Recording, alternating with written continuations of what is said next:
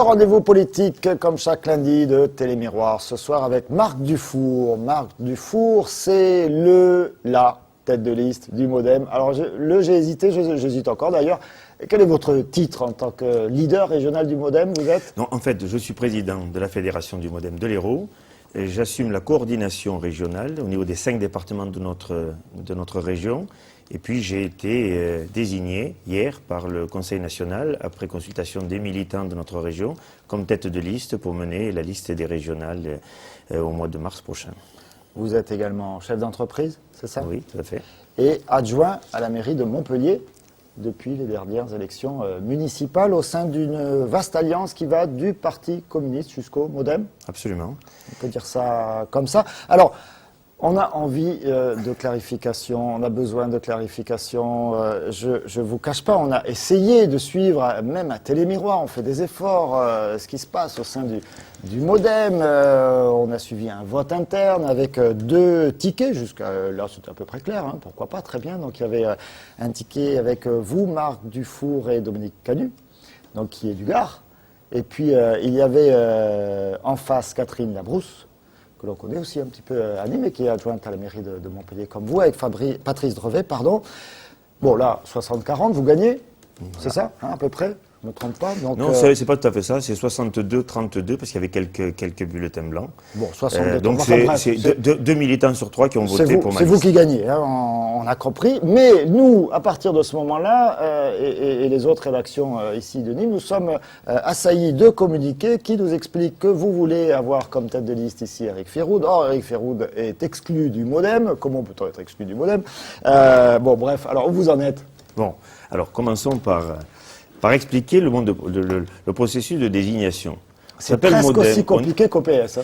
Non, beaucoup moins, parce qu'il y a moins de courant, et justement, on n'en veut pas de courant. C'est pour cela que François Bayrou... Tordre le cou au courant. On est un parti démocrate, et un parti jeune, un parti donc qui a un certain dynamisme, et lorsqu'il s'est agi de désigner les candidats, il y avait, je dirais, quant à tête de liste, 2 politiques qui s'affrontaient. François Bayrou est venu nous voir, et il a dit, dans ce cas-là, on va faire trancher les militants. Jusque-là, il n'y a aucun problème. Je pense que c'est même plutôt très positif.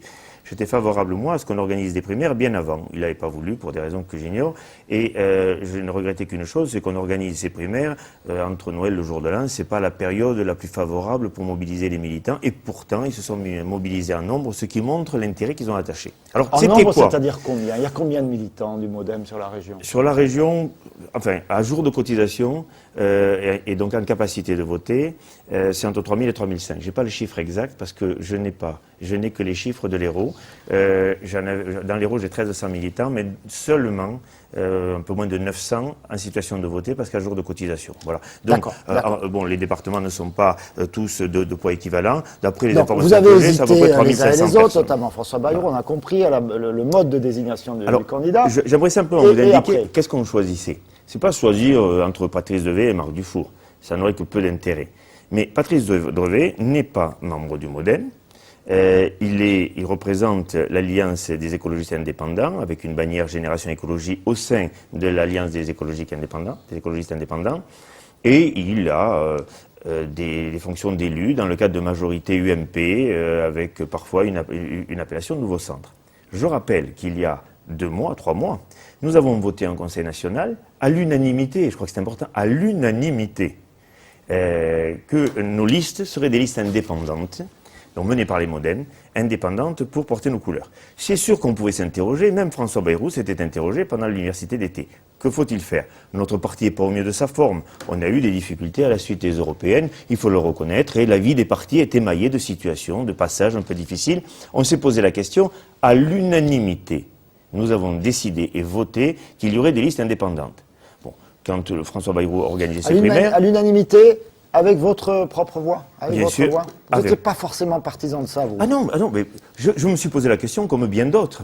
Comme Benamias dans les PO, comme pratiquement dans toutes les régions, un nombre important de leaders. On a débattu, je crois que c'est important, parce que c'est un parti où on peut s'exprimer. Et nous avons décidé, et je dis bien à l'unanimité. Et à partir de là, bon, comme un seul homme, nous avons suivi François Bayrou qui nous a proposé, qui nous a expliqué pourquoi il était important pour le parti de se battre pour ces élections. Ce n'est jamais facile. Mais je dirais qu'il y avait donc deux politiques différentes. Oui. Je vais juste vous poser une question. On reviendra sur ce déroulement. On va prendre le temps de comprendre. Est-ce que finalement ces échéances intermédiaires, les européennes, les régionales maintenant, c'est pas source d'ennui pour François Bayrou? Est-ce qu'il n'a pas créé cette situation, ce parti, finalement pour son seul et unique objectif, qui est de battre Sarkozy lors des prochaines élections présidentielles? C'est ça qui le botte? Alors, François Bayrou, le reste. Je vais dire, il y a beaucoup de choses positives dans ce que vous dites, mais pas totalement. François Bayrou, aujourd'hui, est certainement un des hommes politiques qui a la vision, je dirais, sociologique de notre pays la plus avancée. Et il avait compris avant tout le monde que les Français se désintéressaient de cette façon de faire la politique, de ce clivage droite-gauche qui ne correspond plus, depuis près de 20 ans, à la réalité de ce que vivent et les partis, de ce que ressentent les Français. Et donc, la troisième voie qu'il a proposée, cette voie du centre, c'est pas un coup à gauche ou un coup à droite, c'est un ensemble de valeurs. Des valeurs qui ne sont pas ni l'apanage de la gauche, ni l'apanage de la droite, mais qui peuvent rassembler un maximum de personnes, parce que la situation que vit notre pays nécessite de rassembler des forces, et de rassembler des forces au centre de l'échiquier politique. Il a proposé ça. Il a réuni près de 19% des Français sur sa voie. Le parti qui supporte sa candidature fait à peu près la moitié, et depuis toujours, la moitié de son score, a une capacité de rassemblement moindre que celle de notre leader. Tout simplement parce que c'est un parti qui est en construction, qui est jeune, et qui aujourd'hui encore a eu du mal à faire sa mutation de l'UDF vers ce qu'est devenu le MoDem, qui a rassemblé des gens qui étaient des déçus de différents mouvements politiques, ou des nouveaux entrés, avec tout l'idéalisme que l'on porte quand on commence en politique, comme je l'ai été moi-même. Donc aujourd'hui, quand Bayrou fait 20, on fait 10, quand Bayrou fait 16, on fait 8, et donc aujourd'hui, je ne peux pas dire que ce ne soit qu'une écurie présidentielle. Bien sûr, on se bat pour que Bayrou soit président. Mais aujourd'hui, un parti, il doit avoir des élus locaux, il doit pouvoir enraciner et montrer notre capacité à gérer dans les régions, dans les départements, dans les communes. Et je crois que c'est ce que nous faisons en étant Alors pour avoir des élus locaux, il faut, encore faut-il les présenter, hein, les montrer à vos électeurs. Vous avez suivi le journal avec nous tout à l'heure, donc vous vous rendez compte que des listes sont en train d'être présentées, que c'est compliqué de faire ces listes, mais chaque parti essaye de doser avec la notoriété des uns des autres, l'implantation des uns et des autres.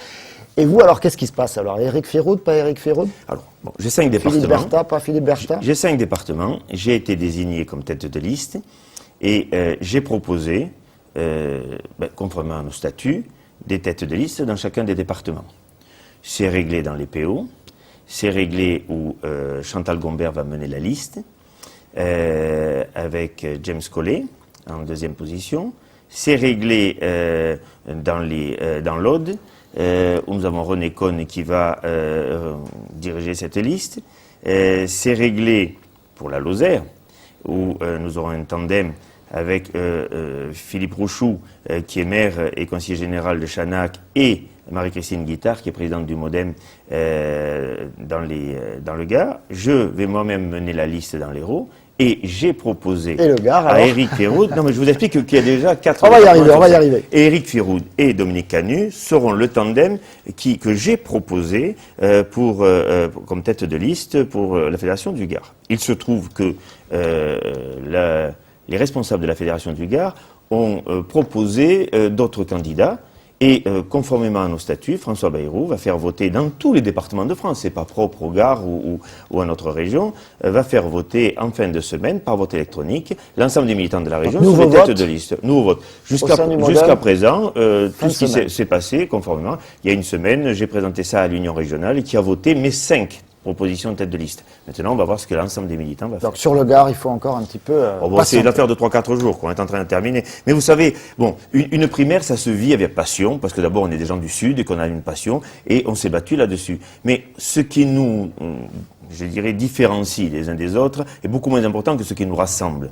Et moi, je pense qu'avec les militants du Gard, dès lors que les choses et que les choix auront été entérinés, nous allons tous nous retrouver derrière nos candidats et pour arriver à faire le meilleur score possible. Allez, on enchaîne sur le projet du MODEM. Alors, je suis allé voir hier votre site internet pendant que vous étiez effectivement en réunion, en assise nationale. Je ne sais pas comment vous avez appelé ça. Donc, il y a des propositions du MODEM. On en souriait tout à l'heure. Mettre des panneaux solaires un peu partout, ça c'est super. Un passe-transport. C'est pas tout à fait ça en plus. Allez, non, mais on va pas forcément tout regarder. On peut en sourire, il faut sourire. La politique, c'est pas fait uniquement pour les gens tristes. Voilà, il y a 3 propositions qui dominent, hein, puisque vous demandez aux internautes de voter. Un passe-transport, c'est-à-dire quelque chose qui permet d'avoir à petit prix un transport un petit peu comme la carte à tout dans la région. Ici, il y a d'autres formules ailleurs. Ensuite, il y a des nouvelles compétences pour la région, ça plaît bien aux internautes. Et puis, soutenir le développement des PME, réserver des marchés publics aux PME. Mais j'ai envie de vous poser la question un petit peu comme tout à l'heure avec les gens de la gauche, de la gauche. Sur les 3 propositions, il y en a 2, les nouvelles compétences pour les régions et le soutien aux PME, les marchés publics pour les PME qui ne sont pas de la compétence régionale. Ce ne sont pas les régions qui peuvent décider de ça. Est-ce qu'on n'est pas, même là, dans des propositions qui semblent concrètes, à côté de la campagne régionale? Alors, déjà, je dirais les points sur lesquels vous mettez l'accent et qui figurent dans le site internet national sont une réponse de notre parti aux propositions nationales que font les autres partis, parce que même si l'on s'en défend et que l'on pense que lors d'échéances d'élections régionales, on doit parler des régions, il y a, je dirais, le contexte politique national qui nous oblige à élargir notre débat. Ce n'est pas pour rien. En termes de propositions, M. Dufour, il faut bien quand même être dans le concret. Le président de la République, sur une chaîne concurrente, si j'ose dire, mais 90 minutes pour parler aux Français. Alors, nous avons fait la même chose. Nous avons travaillé sur 10 propositions générales, qui sont des propositions générales applicables dans toutes les régions. Mais je peux vous assurer que tous les militants, tous les responsables de notre région, département par département, ont préparé un programme avec des priorités et que l'on décline non seulement pour la région mais par département. Alors, notre programme, je peux vous parler des grandes tendances générales, etc., mais l'important c'est comment nous les déclinons. Il est évident que d'abord il y a un chapeau à tout.